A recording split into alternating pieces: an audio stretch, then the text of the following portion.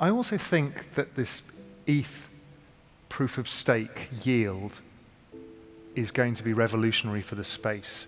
Because talking about DeFi, I suddenly think that we end up with this benchmark yield. Because if we think the world you and I grew up in, everything was treasuries plus, LIBOR plus, right? That's how you looked at risk. We don't have that, and we didn't have it when CeFi blew up. We didn't know what risk was risk. And now we've got this benchmark rate, and it feels like we're going to see the next wave of DeFi come. Raoul Pal thinks that the bottom is in for crypto markets, and over the next decade we will see the entire space get to a $200 trillion market cap, representing a 200x from current prices. At the recent SALT Financial Conference held in New York, macroeconomic expert Raoul Pal sat down with Pantera Capital CEO Dan Morehead to discuss why we are still so early to the crypto space, why the Ethereum merge is incredibly bullish, and also how we have only just seen the tip of the iceberg of institutional capital that is coming into the market. Make sure to stick around to the end of the video where Raoul and Dan discuss how they see crypto growing over the next decade and how it gets to billions of users as it exponentially grows. Also, only a small percentage of my viewers are actually subscribed. If you enjoy finance content, consider subscribing or liking the video. It's free and you can always change your mind. I think the merge is really big for our industry. And, you know, ETH prices were just kind of drifting as we were waiting for, when the merge would finally come, because it's been talked about for so long. But once the foundation set the date, that's when, Ethereum prices started to rally. And, you could imagine people are still, not 100% confident. But once we get through this, I think that's going to start a huge rally again, So I think it is really important for industry. And obviously there's some risks that something goes wrong. But as long as we get through this, I think we're on to the next cycle. Yeah, and I just think that institutions love yield. And once you start establishing ways of valuing yield, you're going to bring in a lot of other players. Because, one of the reasons people didn't adopt gold, even though the industry fought for years to get it adopted, is like the pension fund said, well, it doesn't help the yield that we need. And now we've got a Web3 asset, a digital asset that has a yield that's of significant size. I think it's super interesting. It is. And, proof of stake is the way corporate governance works in every other security, right? One share, one vote. And so I think institutions will be able to get their head around, a proof of stake consensus model pretty quickly. Any risks you see in this merge? So there's this point where not everybody agrees with us. We both think crypto's bottomed. I think the business cycle's pretty clear. We're going into recession, and I kind of think the rate situation changes.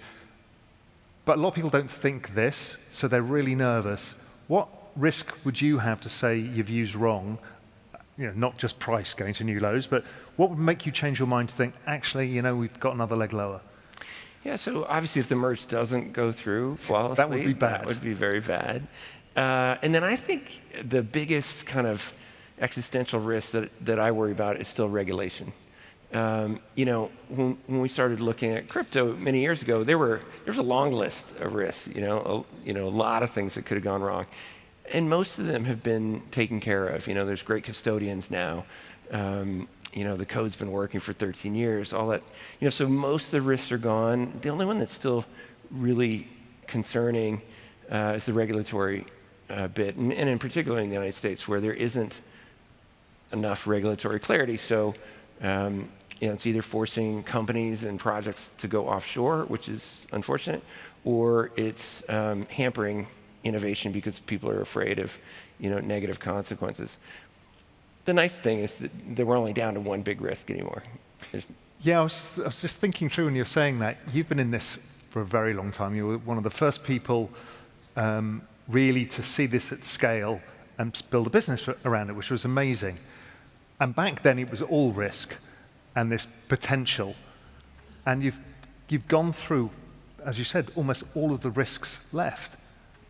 But it still feels that normally when you get to the end of the risk, with all of the quantifiable risks, the returns go down. But that doesn't feel like that's the point where we are. It feels like the returns still lay ahead of us. Oh, I would just say that, this is such a big thing. It's going to take decades to happen. And so we still really are pretty early in it. And, often people say, it took the internet 20 years to happen. No, it took 20 years just to get to the browser, right? And then it took another 30 years, to get to where we are today. So, the internet's 50 years old, blockchain's 13 years old. So we're still really early. And so, yeah, theoretically, there will come a time where, the average IRR of our industry is going to decay down. But I think we still are very early. And there's still just such a small number of people that are engaged in this, maybe 200 million, 300 million people, something like that. There's 3 billion people with a smartphone, right? And I think it's pretty inevitable. Almost everybody on Earth with a smartphone is going to use blockchain in 10 or 20 years. I'm not saying it's going to happen now. And I was just on CNBC, and I followed up a U.S. congressman that had just the most reactionary negative view of Bitcoin. And the interviewer asked, had I caught, the previous comments? And, what did I think about it? I was like, it makes me wildly bullish. Like, if you still have people that have such reactionary, views, it means there's still more people to convert, right? So we're still really early in this trade. Talk to me about the institutions and that adoption curve. The first people in the space were the family offices and the high net worths. Then you're starting to see more and more institutions come in. What's the journey there, and how far are we with that? There again, I think we're just at the tip of an iceberg. And it's an iceberg this industry's been talking about for 10 years. So, all credit to the fact it's been predicted for a long time. But it is actually starting to happen now. There's big public pension plans that are very public about how they're investing in blockchain. Most of the major endowments have blockchain investments now. And the way I think about it is, you and I used to trade together in the 90s, and we've been through commodities becoming an asset class, emerging markets becoming an asset class. It's obvious to me that blockchain will be an asset class, and everybody's going to have a blockchain team, blockchain allocation, and I think it's going to be some number like 800 basis points or something, some number like that.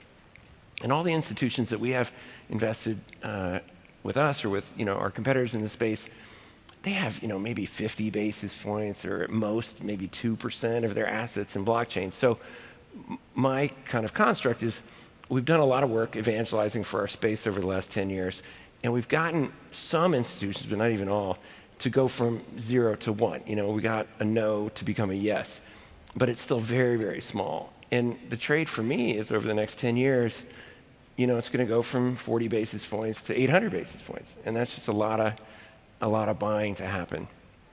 Yeah, my view is there's that, which is the buying side, and then there's the retail adoption side as we build out use cases for the masses. And those two things, is how you get to the 3 billion number. And I don't know, my guess is it will end up being a $200 trillion asset class, which is in line with the size of other asset classes. And the adoption is fast. Yeah, it's happening. There's a lot of good use cases, like especially cross-border remittance. That's such an easy one to get your head around. The average fee is 8% for remittance, and for us in finance, that's just a number. But like for the migrant, it's a month's wages that they're paying their remittance company. And so you already have 10% of all U.S. to Mexico remittance going over Bitcoin. That's great news. It doesn't sell newspapers, so they don't publish stuff like that because they like to publish bad stuff. And there's 2 million people using Bitso now. So there's a lot of traction, bubbling up. But again, we're going to billions in the next 10 years.